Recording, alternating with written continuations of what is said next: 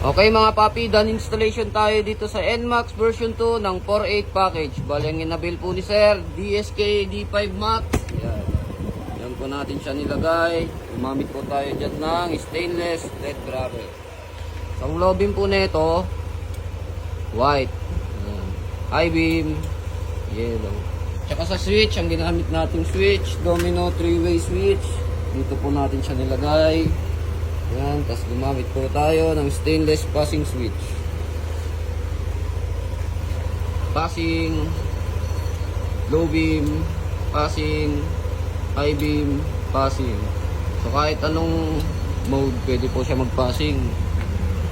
Tsaka sa busina po ni Sir, ang ginabit po natin, PIA horn. Bali ito po yung kanyang horn selector. Pag naka-off po ito, stop po yung tutunog.